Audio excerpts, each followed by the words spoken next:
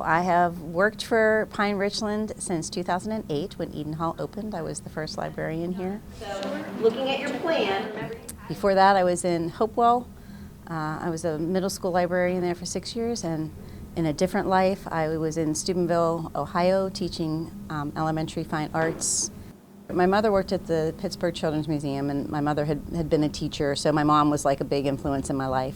And she always had authors coming in and signing books, and again, it all just it just clicked.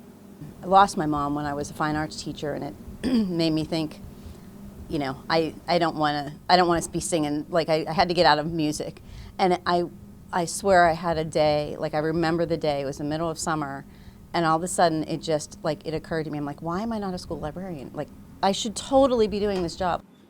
The mural has been created over several years. We started in 2017. My favorite part was the sketching and painting process.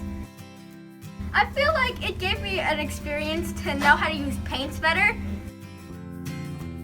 Mrs. Trinetti, the art teacher, and I had worked together on this project. How do we create a shine with The kids from the first year, their names are on the mouse. Second year, those kids are in the books over there.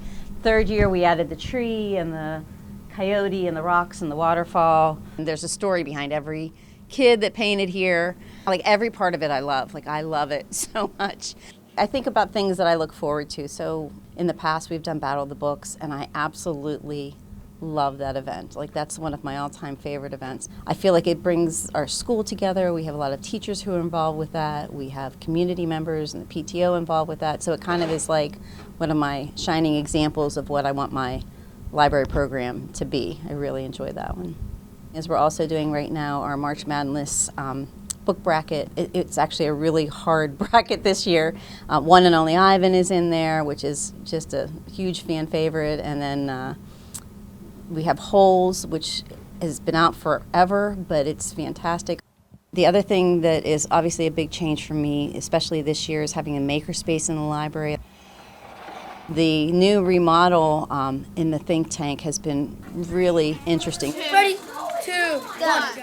It's brought a lot of classes in to do research and do different projects that hadn't come in before. Make a ping pong ball launcher. An ELA teacher who was doing a unit on poetry, and the kids wrote poems, and they had to create something in the think tank that would visualize their poems. It's been great for bringing teachers in to do those cross-curricular projects. So there was like a tutorial on it. And Technology has changed the library. It has just expanded exponentially. So that's been a challenge, but it's also just made it really interesting as well, and it makes you glad that I'm doing what I'm doing, so I have the opportunity to teach the kids how to sift through all of that information and figure out what they need.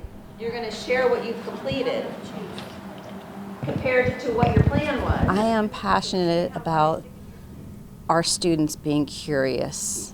Libraries have so many opportunities for our students to explore what they're curious about, and I live for that.